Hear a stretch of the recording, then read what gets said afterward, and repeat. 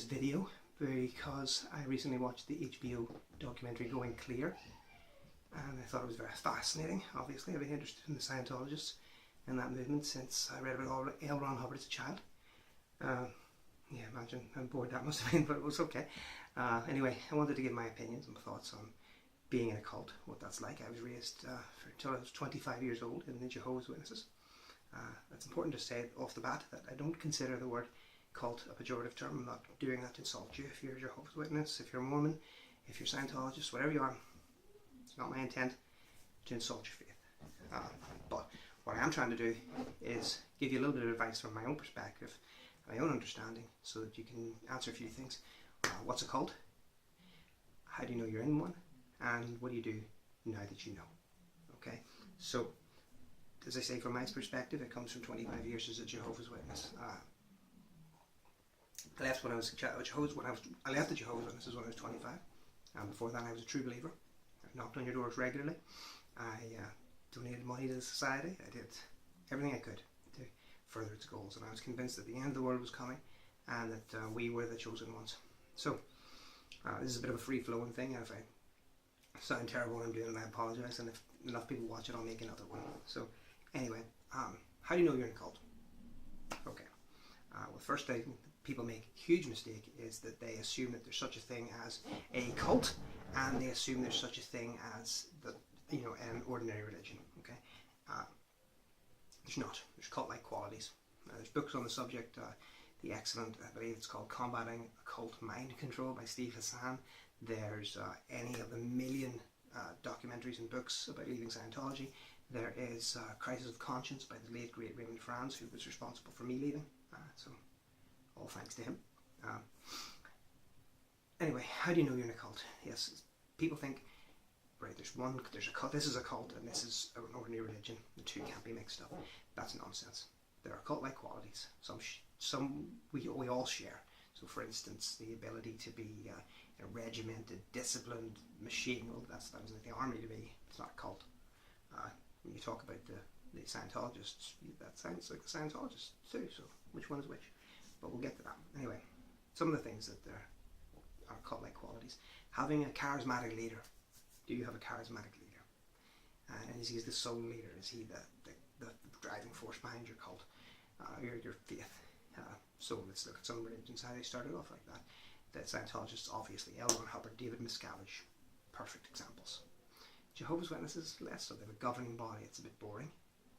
7 or 8 old men. Some of them, you could probably, most Jehovah's Witnesses, I don't think, could name more than 3 or 4 of them. But their founder again, Charles Taze Russell, taken over by Judge Rutherford, not really a judge, by the way. Taken over by Judge Rutherford. He was a dreadful fellow, but you can Google that and research that all you want. The Mormons, obviously, Joseph Smith was a very charismatic leader. So the answer is, do you have a charismatic leader? Well, if you don't have now, you probably did. Okay. Another thing to look at: how's the structure of it controlled? Let's say, for instance, Presbyterian. Take the Presbyterian Church where I come from in Northern Ireland. Every church is pretty much free to do what it wants. If you screw up too badly, you're going to have to answer to somebody, but you're pretty free most of the time. Take the Free Presbyterian Church. Not so much. One charismatic leader until recently. Now he's deceased, and pretty much led by him and for him. Jehovah's Witnesses. Do you have the ability to add, to contribute to the learning, to the understanding, to the teachings of your organisation? No. As a Scientologist, if you're listening to this, can you say, hey, I discovered something brilliant about Scientology. I've discovered an understanding that I don't think everyone's got quite right. You can't do that. I don't believe you can. The Jehovah's Witnesses, you certainly can't do that. The Free Presbyterians, no, it's not available. The Mormons, I don't believe that they're particularly interested in your opinion. They are interested in your money, and that's another great quality of cults. One of the most important qualities of cults is about your free will, about your right to think. Do you have the right to think in your faith? Now, I can tell you from my experience that, and I'm sure many people listening to this, assuming anyone does, many people will say, oh no, they encourage free thought. They encourage us to have really deeply consider whether this is the truth. And I know that the Mormons talk about something called the burning in the bosom. You know, you'll know it when it's true. You'll feel it in your heart, sort of thing. The witnesses, they didn't have anything quite so poetic as that, but they did teach a lot about it's important to believe it and be able to make a defense for your belief in front of other non-believers. And that's fine, but what they want to do really is teach you how to think. And if you think about yourself and if whatever faith you're in, whether that's a cult or not, you have to ask yourself, are they teaching you how to think as well as what to think? And are they then telling you, by the way, don't think about anything else? I know as a Jehovah's Witness growing up, some of the things we weren't allowed to think about. So if we wanted to go on to secondary education, not really, no. End of the world's coming. You should really spend your time out on the doors, knocking doors. Okay. If you wanted to go and get a university degree, what do you want to do? Well, you know, you're considered pretty bad lad for doing that. But what do you want to study? Well, I want to study philosophy. No, you don't. I want to study comparative religions. Oh, no, you don't. Basically, it's anything that expands your mind and allows you to start thinking for yourself is completely shut off to you. And I would suggest to you that that's probably the same in most of the faiths that I'm talking about. Again, not all. To be called a cult, at least from my perspective, you don't have to have a complete list of these things. You just have to have some of them, and enough of them, to say to yourself, really, is it making my life better? Is it making the lives of those around me better? The other thing that you'll find about cults, and as I say, I'm sort of skipping and dancing around things here because I haven't written notes. The other thing you'll find about cults is the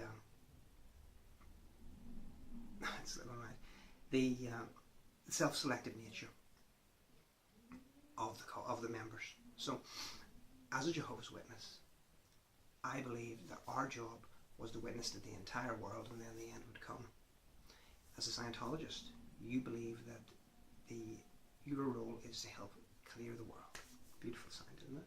The Mormons, they take it so seriously that they even go backwards in time and they baptize the dead using human proxy in their churches today. In fact, I believe they baptized Anne Frank several times, much to the annoyance of the Jewish community. So it's all about keeping you busy, right? They want you to join, and they want you to be really busy. And there's a self-selected nature in how you join and who joins. We believed that we were going to get everybody, and that's my point. We believed as witnesses, you believe as Scientologists, as Mormons, we're going to get everybody one day. It's all going to be right? Of course that's nonsense. Not true. Not going to happen. But here's the truth. It doesn't need to happen to keep your church going. Your church will continue happily with just a few million, just a few thousand members. Doesn't need everyone. And in truth, your leadership, they're grown-ups. They know that you're not getting everyone anyway. So what do they do? Well, they're keeping you busy. They're stopping you thinking. They're keeping you at it. You're busy on the treadmill of your religion. Stop you thinking about, I wonder, is this actually good for my life? I wonder, is it discouraging my children from getting an education valuable? I wonder, is it the best idea to have uneducated men telling me how to live my life?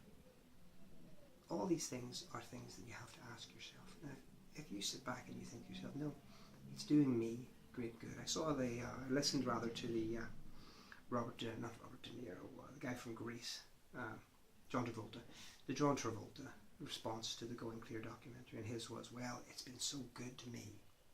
How could I ever think of saying such nasty things about Scientology? And I thought to myself at the time, what a selfish attitude. If you listen to this, I'm sure you are, John. What a selfish man you are. It's been good to you. Good for you. It's been good for you. So people have been immeasurably harmed in the making of your comfortable life. But it's okay because it's been good for you. And that's the point. You might be sitting in a religion that you feel has been great for you. You have authority. People look up to you. But has it been good for everyone? Has it been good for most? Or are you simply involved in it because it's good for you? If so, you know, I really don't admire your ethics very much, to be truthful to you. What do you do if you're in a cult? How do you well, I've given you some ideas how you know you're in a cult. You know, you've got a charismatic leader, or you probably did once. You know, he's now likely dead, or maybe they pretend he's in heaven. But you've got this charismatic leader you had. You've got a power structure that doesn't really care what you think. You're on a treadmill constantly waiting to get everybody into your faith. It's not going to happen. So what do? You look back, you look down, you think to yourself, for flip's sake, I might be in a cult here. This is not a good thing. So how do you deal with that? Well, I was very lucky. When I left the Jehovah's Witnesses, my family left with me. Well, one of the other things I should point out, by the way, about a definition of a cult is the nature and the form of relationships in it. In a normal relationship, and I'm saying this to everyone else who would understand this, but in a normal relationship, your family come first. My daughter's downstairs watching a cartoon. She's number one. My wife's number one. My family and my close sister, my most important thing, my son. They're all the most important thing to me, right? In a cult-like atmosphere, and again, you don't need to tick all the boxes. Many churches would be like this too. The church comes before the family, and if you doubt that, you look at the Mormons, look at the Jehovah's Witnesses. They have a shunning policy. We call it I still say we sometimes. The Jehovah's Witnesses called it disfellowshipping, or disassociating yourself, which is what I did when I left the Jehovah's Witnesses. I forget what the Mormons, I don't think the Mormons have it as big. The Catholics obviously have expulsion of sorts, but it's very rarely used. And the Scientologists are very big on SPs and suppressive persons and getting rid of them. So if you're in a religion that tells you you can leave, but your family will never talk to you again, your children that you raised will never see you, you won't go to a birthday party, you won't go to, they probably won't attend your funeral. If you're in a religion that thinks that that's reasonable, that thinks that it's acceptable, you're in a cult. Sorry guys. You can claim whatever backing, whatever understanding you have, but it's not a human thing to do. It's not a decent thing to do. I can tell you now that as a lot of Christians, as I thought I was at the time, I used to call a lot of people and friends brother and sister. Well, I can tell you that the day I left, the day I officially sent a letter in saying I can't be part of this anymore, probably 2 of those people have ever asked me why, and I've never been in another Jehovah's Witness house ever since. So these people who are supposedly sticking closer to me than a brother, they're supposed to be my true brothers. The minute I turned off my affection for the faith, they turned off their affection for me. So you've got to ask yourself, what's the quality, what's the nature of that friendship and that love, And the saddest thing about this, of course, is thousands and probably millions of people who've lost children, who've lost wives, who've lost fathers and mothers over the back of these kind of policies, and it is truly dreadful. So what do you do if you're in this situation? Well, it's really very much up to you. You can continue on the road you're down, which to me is sad. I can understand your perspective. You might think, well, I'll lose my wife, I'll lose my kids, I'll lose my mum, I'll lose my dad. But it's tragic. It's tragic. Also, what I would suggest to you is the following. If you stay in that church, you get married into that church, you start having children, that's another generation that you've essentially imprisoned in mind control. There's no such thing as brainwashing. They didn't brainwash you to join the cult. They didn't brainwash me to join the cult. You were raised to think a certain way. You were raised to believe a certain set of beliefs, and you believe them, and to you that's your truth. And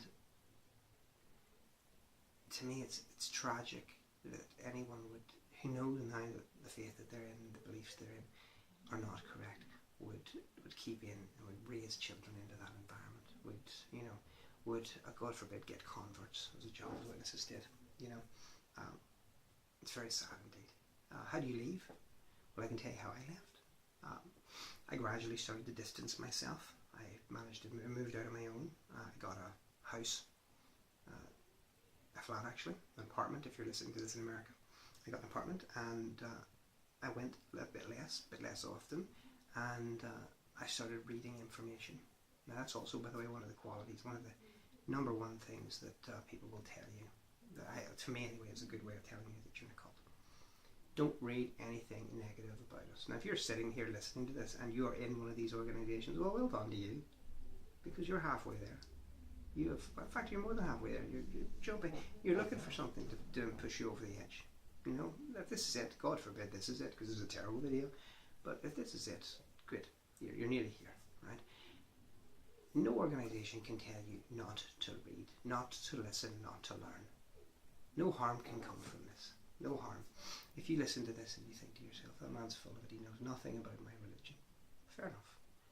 If you listen to me and think, oh, the Jehovah's Witnesses are brilliant, they're awesome, they're lovely people. Good for you. You know, I know the truth. Thousands, most people who've associated with a cult at one time or another are now out of that cult. That's the important thing to remember. There are, I would say, countless more ex-Scientologists than current Scientologists. Countless more ex-Jehovah's Witnesses than current Jehovah's Witnesses and Mormons. Why is that? Why, if it's so right, if it's so correct, why are people leaving it in droves? I mean, they know the Jehovah's Witnesses, they used to quote scripture, oh, the love of the greater number will cool off.